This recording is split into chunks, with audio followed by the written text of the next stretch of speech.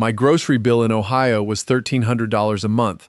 I know that number precisely because I tracked it religiously for the final 2 years before I left, watching it climb steadily higher with a kind of helpless dread, the way you watch a gas gauge drop on a long highway with no station in sight. My grocery bill here in the Philippines, for the exact same basic staples, runs $190 a month. That single number, more than any homesickness, more than any pressure from my daughter, is the actual reason I never got on that return flight I'd already half booked in my head. My name is Gerald. I'm 68 years old, and I want to walk you through exactly how a grocery receipt, of all things, ended up being the deciding factor in whether I stayed in the Philippines or went home to Ohio for good. I spent 34 years working as a facilities manager for a mid-sized manufacturing company outside Columbus. Steady, unglamorous work that paid reasonably well and came with a pension I trusted, right up until the pension fund itself ran into serious trouble a few years before I actually retired. That's a longer story for another time. What matters here is that by the time I turned 66, my monthly income from Social Security and what remained of that pension came to just under $2,100, and my monthly expenses in Ohio, even living carefully, consistently ran somewhere around $2,650. I want to be specific about where that gap actually came from, because I think vague complaints about the cost of living don't tell you much. Property taxes on my modest three-bedroom house ran nearly $4,200 a year. Health insurance premiums, even with Medicare, ate up almost $380 a month once you counted the supplemental coverage I needed. Heating oil for an Ohio winter, which isn't so much a season as a 6-month occupation, ran another $180 a month during the coldest stretches. And groceries, that $1,300 figure, climbed nearly 40% over just 3 years, the exact same items in my cart costing considerably more each time I stood in that checkout line. I was dipping into savings every single month by the end, watching a number I'd spent 3 decades building shrink in small, steady increments, never dramatic enough to panic over, consistent enough that I couldn't honestly ignore it either. If you're watching this tonight with your own version of a grocery receipt that keeps climbing higher than your income can comfortably match, I want you to stay with me, because what actually happened after I discovered that $190 number wasn't just about saving money, it was about a decision I nearly reversed, for reasons that had absolutely nothing to do with dollars and cents. If this is resonating with you already, go ahead and hit like right now. It genuinely helps this story reach someone who might need to hear it tonight. And if you want to know exactly what almost pulled me back to Ohio despite those numbers, subscribe, because I promise you, it wasn't the cost of living that nearly changed my mind. I had no idea, sitting in my Ohio kitchen doing that grim monthly math for the 100th time, that within 2 years I'd be standing in an entirely different kitchen, on the other side of the world, staring at a grocery receipt that would settle a decision I was still, quietly, only halfway committed to. I want to be honest that moving to the Philippines wasn't some triumphant, fully confident decision from the very beginning. I researched for nearly 6 months, compared cost of living figures obsessively, and eventually settled on a small city called Dumaguete on Negros Island, largely because the numbers on paper looked considerably more sustainable than anything I could realistically manage in Ohio. The first 3 months after I arrived went reasonably well, all things considered. I found a modest 2-bedroom apartment for $280 a month, considerably less than what I'd been paying in property taxes alone back home. But somewhere around month 4, my daughter Rachel called with news that complicated everything I'd been quietly settling into. My grandson, her youngest, had been diagnosed with a learning difficulty that required specialized tutoring, and Rachel, going through her own divorce at the time, was struggling considerably more than she'd initially let on during our earlier calls. "I'm not asking you to come back, Dad," she told me, her voice tight in a way that told me she absolutely was asking, even if she couldn't quite say it directly. I didn't expect you to be this far away right now." I sat with that phone call for days afterward, genuinely torn in a way the cost of living spreadsheets I'd built so carefully hadn't prepared me for. I'd left Ohio because the math genuinely didn't work anymore, but sitting alone in that Dumaguete apartment, I found myself seriously reconsidering whether math was actually the most important thing at 66 years old, with a daughter and grandson who needed me in ways a bank account balance couldn't fully capture. I actually looked up return flights that week, genuinely prepared to book one. I told myself I'd stay just long enough to help Rachel through the immediate crisis, then figure out the financial situation afterward. Somehow, the way people always vaguely tell themselves they'll figure things out later when a decision feels emotionally urgent enough. What actually stopped me wasn't a single dramatic realization, it was considerably more mundane than that. Sitting at my small kitchen table with that return flight page still open on my laptop, I glanced over at a grocery receipt from earlier that same week, sitting where I'd tossed it after unpacking my bags. I picked it up, mostly out of restless distraction, and started actually reading through the individual line items, really looking at them for the first time since I'd arrived. Rice, fresh vegetables, several kinds of fish, eggs, coffee, cooking oil, a modest amount of chicken. The total came to just under $47 for what would have easily cost me $180 or more back in my Ohio grocery store for the same basic list. I sat there doing quiet math in my head, multiplying that difference out across a full month, then across a full year, and the number that emerged was considerably larger than I'd expected. If I went back to Ohio to help Rachel, genuinely help her, not just emotionally but financially too, given how tight things clearly were for her, I'd be doing it from a position of steadily shrinking savings and mounting monthly deficits.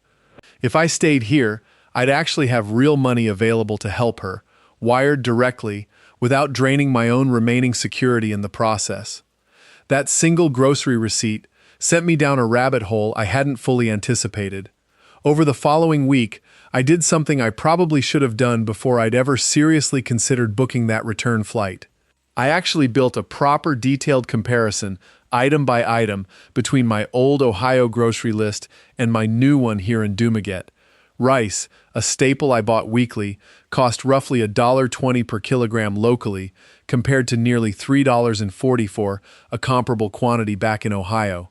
Fresh fish, which I now bought several times a week directly from vendors at the public market, ran between $2 and $4 per kilogram depending on the catch, considerably fresher and considerably cheaper than anything I'd found frozen and shrink-wrapped in my old grocery store.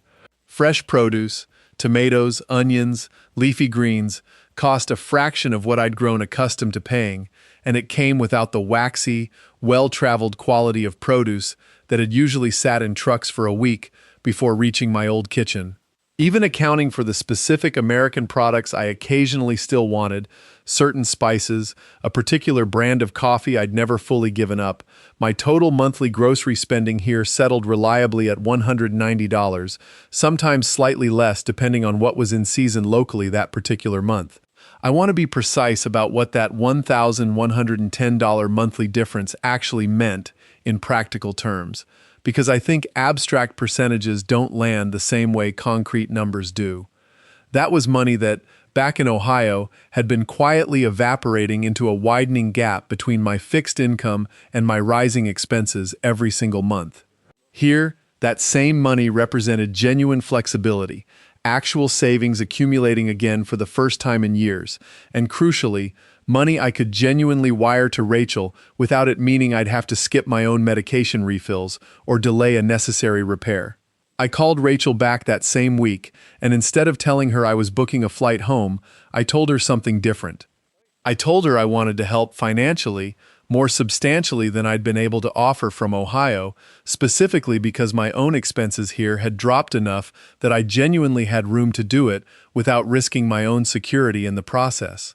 There was a long pause on the line before she said, quietly, "I didn't realize it was actually that different over there, Dad.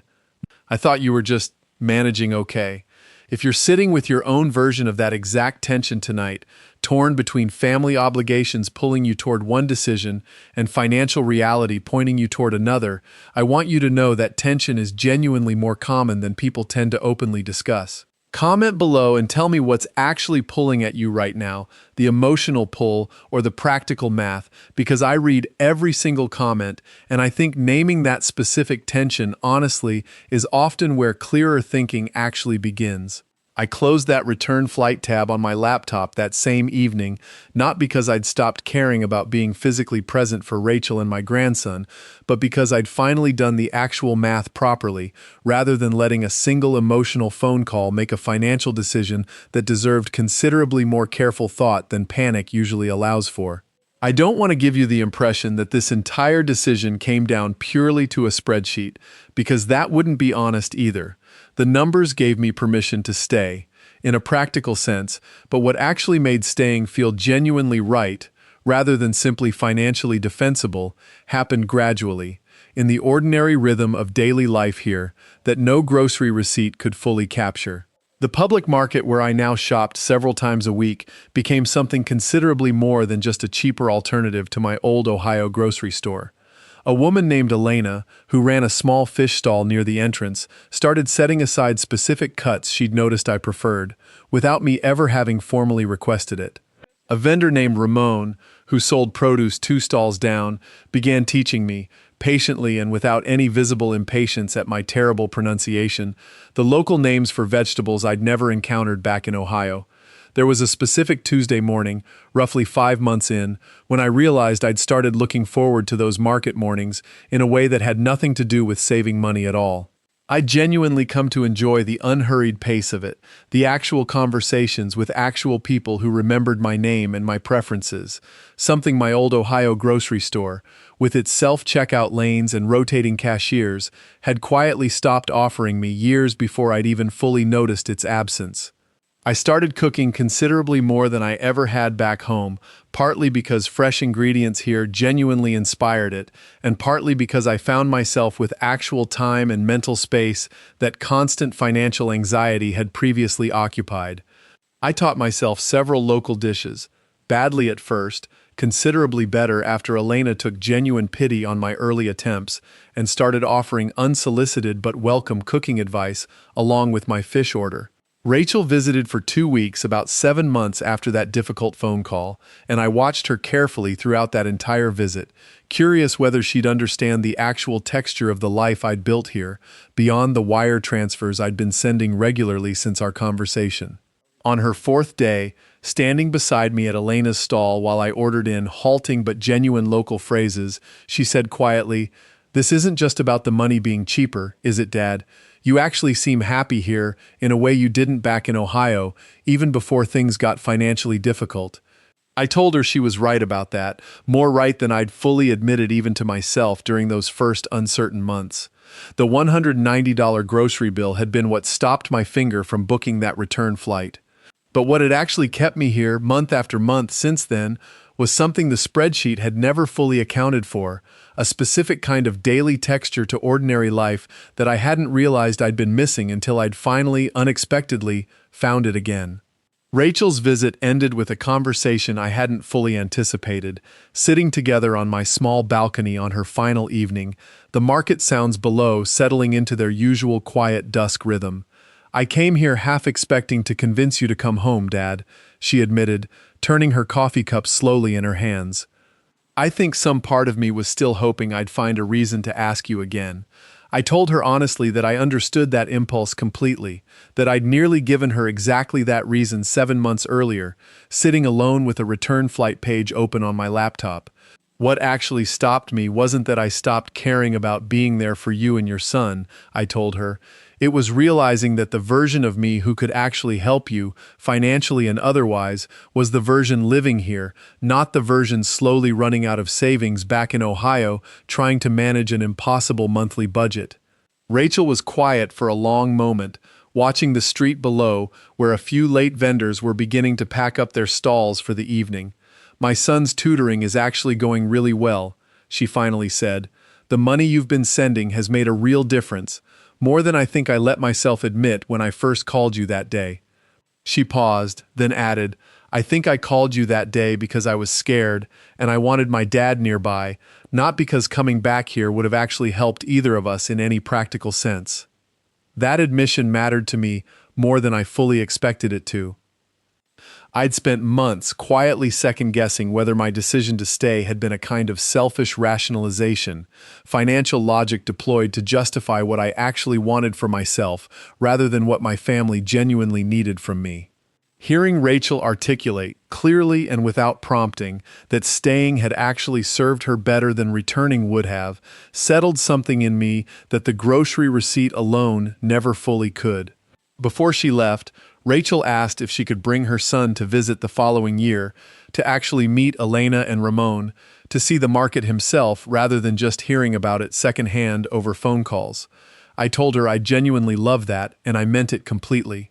Standing at the small local airport watching her flight depart, I found myself thinking about that original $1,300 versus $190 comparison that had started this entire chain of decisions. The numbers had been real, and they'd mattered enormously in practical terms. But sitting there, watching my daughter's plane lift off toward a visit we both now knew would actually happen, I understood that the grocery bill had only ever been the door that opened onto something considerably larger, a life I could genuinely offer my family from, rather than one I was quietly struggling to maintain while trying to help them from an increasingly precarious distance. I want to be honest with you about something, because I think a story like this loses its actual value the moment it starts sounding like a simple, uncomplicated financial win. The tension I felt during that difficult stretch, torn between Rachel's genuine need and my own precarious finances, was real, and I don't think it fully disappeared just because the numbers eventually worked out in a way that let me help her from here. There are still moments, more than I probably let on during our regular calls, when I miss being physically present for the small, ordinary things, a school event, an unexpected bad day, the kind of immediate presence that a wire transfer, however generous, simply cannot replace.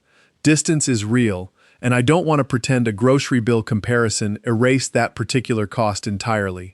What I've come to understand, nearly 2 years into this decision now, is that I was operating under a false choice that first difficult week, convinced I had to pick between being financially secure and being genuinely present for my family, when the actual answer turned out to be considerably more nuanced than either option alone.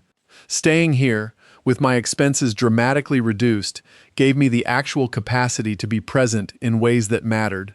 Financially, yes, but also through the kind of stability that let me stop quietly panicking about my own future long enough to genuinely focus on someone else's.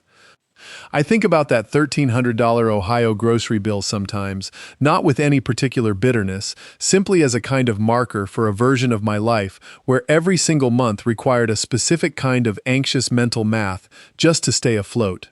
That anxiety, more than the actual dollar figures themselves, was what I think I was truly escaping when I finally decided not to book that return flight.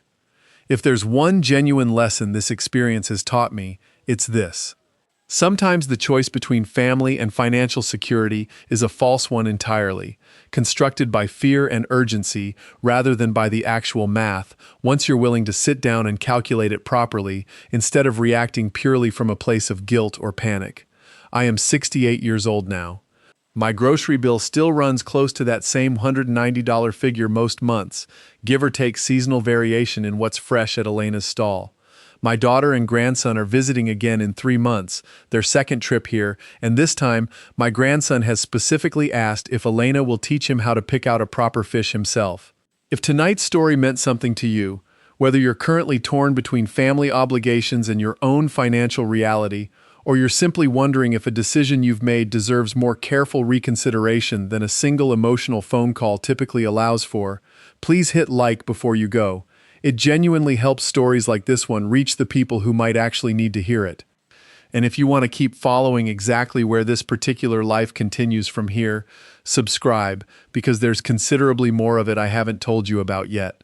I'd love to know in the comments what your own version of that $1,300 versus $190 moment looks like, whatever specific numbers or decisions it actually involves for you, because I read every single one, and I think working through it honestly, out loud, is often where genuinely clearer thinking actually begins. My grocery bill went from $1,300 to $190, but what that number actually bought me, in the end, was never really about groceries at all.